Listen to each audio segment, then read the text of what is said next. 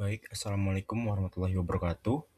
Yang terhormat Bapak Dr. Wirmi Eka Putra SE, MSI, dan Bapak Dr. Primadi Prasetyo, MS AK, dan teman-teman yang saya banggakan. Sebelumnya, perkenalkan, nama saya Zidan Cabarino Farolian, NIM saya C1C023030. Saya mahasiswa Universitas Jambi. Di sini saya membuat video untuk memenuhi tugas perkuliahan mata kuliah saya, yaitu akuntansi syariah. Pada kesempatan kali ini, saya akan membahas sejarah dan pemikiran akuntansi syariah. Baik, langsung saja ke materinya. Baik, yang pertama itu latar belakang. Akuntansi seringkali dianggap sebagai produk murni dari peradaban barat, terutama sejak Luca Pacioli menerbitkan bukunya pada tahun 1494.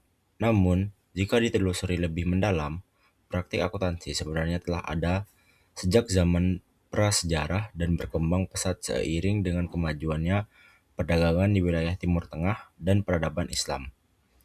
Akuntansi dalam Islam bukan sekadar alat hitung, melainkan instrumen untuk melaksanakan perintah Allah Subhanahu wa taala dalam melakukan pencatatan transaksi secara adil dan transparan. Selanjutnya, Selanjutnya itu perkembangan awal akuntansi. Pada awalnya, akuntansi merupakan bagian dari ilmu pasti, yaitu bagian dari ilmu pengetahuan yang berhubungan dengan masalah hukum alam dan perhitungan yang bersifat memiliki kebenaran absolut.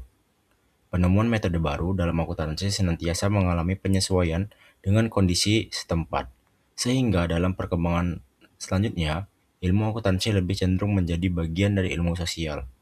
Akuntansi dalam Islam merupakan alat untuk melaksanakan perintah Allah Subhanahu wa taala untuk melakukan pencatatan dalam melakukan transaksi usaha. Implikasi lebih jauh adalah keperluan terhadap suatu sistem pencatatan tentang hak dan kewajiban pelaporan yang terpadu dan komprehensif. Selanjutnya, Selanjutnya itu sejarah akuntansi. Praktik akuntansi memiliki akar yang lebih jauh dari sekedar sejarah modern, bermula dari kebutuhan prasejarah dalam mengelola sumber daya hingga sistem pencatatan kompleks pada peradaban Babilonia, Mesir kuno, dan Hammurabi, yang telah terkenal konsep nilai serta sistem moneter. Meskipun Luca Pacioli seiring dinobatkan sebagai bapak akuntansi modern melalui bukunya, yaitu Summa de Arithmetica pada tahun 1494 yang merinci penggunaan buku besar, ayat jurnal penutup, dan neraca saldo. Sistem pembukuan berpasangan atau double entry sebenarnya telah dipraktikkan jauh sebelumnya oleh para pedagang di Venesia dan Genoa, serta bendahara kota Masri pada abad ke-14. Kemajuan ini tidak terlepas dari pengaruh jalur perdagangan Timur Tengah dan transformasi ilmu pengetahuan di dunia Arab, di mana tokoh-tokoh besar seperti Al-Khawarizm dalam aljabar dan Ibnu Khaldun dalam ekonomi turut meletakkan fondasi intelektual yang memungkinkan sistem akuntansi berkembang pesat melampaui sekadar teknik hitungan dasar.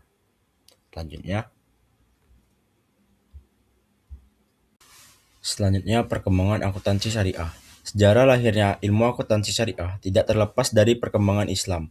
Kewajiban mencatat transaksi non-tunai mendorong umat Islam peduli terhadap pencatatan dan menimbulkan tradisi pencatatan di kalangan umat, dan hal ini merupakan salah satu faktor yang mendorong kerjasama waktu itu.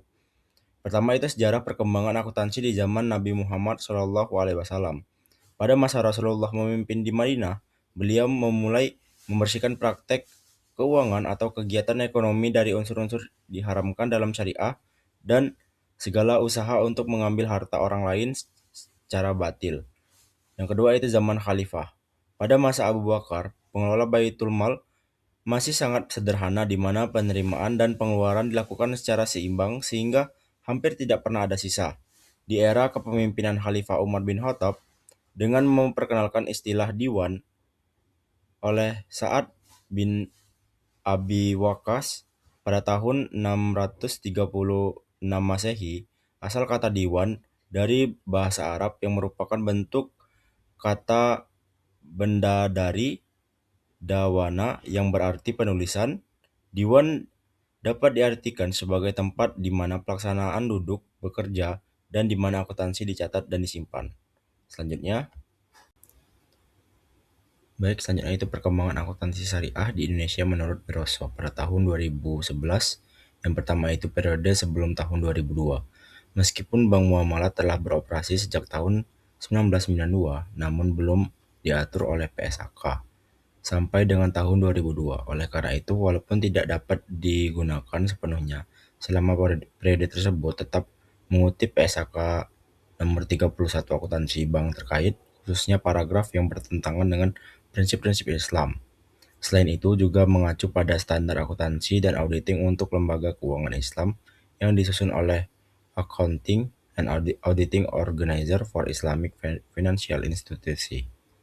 Selanjutnya itu periode tahun 2002 sampai 2007, yaitu selama periode ini telah terdapat PSAK nomor 59 tentang akuntansi perbankan syariah yang dapat digunakan sebagai acuan akuntansi bagi bank umum syariah, bank negara syariah, dan cabang syariah dalam lingkup PSAK. Selanjutnya itu tahun 2007 hingga sekarang. Selama periode ini, Dewan Standar Akuntansi Keuangan menerbitkan PSAK Syariah yang merupakan perubahan dari PSAK 59. Kerangka dasar penyesuaian dan laporan keuangan syariah dan PSAK Islam digunakan oleh Badan Syariah dan Badan Hukum Tradisional, entitas yang melakukan transaksi syariah baik di sektor publik maupun swasta. Selanjutnya itu prosedur dan istilah yang digunakan. Menurut Lasan, tahun 1973 mencatat beberapa prosedur pencatatan umum yang diterapkan setelah abad kedua Hijriah atau 8 Masehi.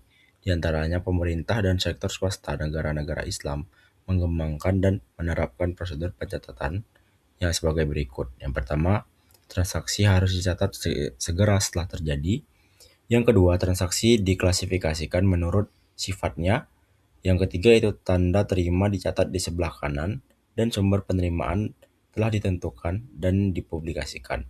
Yang keempat, catatan pembayaran dan tunjukkan jumlah yang cukup di sebelah kiri. Yang kelima, penjelasan rinci tentang catatan transaksi. Yang keenam, tidak adanya ruang tersisa di antara dua transaksi. Jika karena alasan tertentu masih ada ruang yang tersisa, garis harus dibuat pada ruang tersebut. Baris tersebut disebut atarkan. Yang ketujuh itu dilarang mengoreksi catatan transaksi dengan menulis ulang atau menghapus jika akuntan membuat kesalahan dalam perkiraan jumlah. Dia harus membayar selisihnya pada diwan. Selanjutnya itu yang ke-8, jika akun ditutup ditempatkan tanda tangan tertentu di buku untuk mencerminkan pengungkapan akun. Yang ke-9 itu setiap transaksi yang identik dicatat dalam buku induk dan kemudian diposting ke buku khusus yang disediakan untuk jenis transaksi tersebut. Yang ke-10, setiap transaksi serupa diposting oleh seseorang yang tidak ada hubungannya dengan pencatat dan pembukuan transaksi harian lainnya. Yang ke-11 itu neraca yang disebutkan oleh perbedaan antara kedua jumlah harus ditarik. Yang ke-12 itu harus menyiapkan laporan bulanan ataupun laporan tahunan. Yang ke-13 itu pada setiap akhir tahun, akuntan harus menyiapkan laporan yang merinci semua komoditas dan dana di bawah otoritas pengelolaannya. Yang ke-14 yaitu laporan berkala yang dibuat oleh akuntan akan direview atau diaudit dan dibandingkan dengan laporan tahunan sebelumnya, dan laporan tersebut disimpan di diwan. Selanjutnya, adapun istilah-istilah yang terkait dengan prosedur ini adalah sebagai berikut. Yang pertama itu al-jaridah, yang kedua itu al-yaumiyah, yang ketiga itu al-rusmanji, yang keempat itu al-khatab, yang kelima itu al-khatab al-jamiyah, yang keenam itu al-tarji, yang ketujuh itu al-ardiyah, yang kedelapan itu al-bara, yang ke-9 itu al-muwafaqwal jami'ah. Selanjutnya, Baik, selanjutnya itu hubungan antara akuntansi modern dan akuntansi syariah.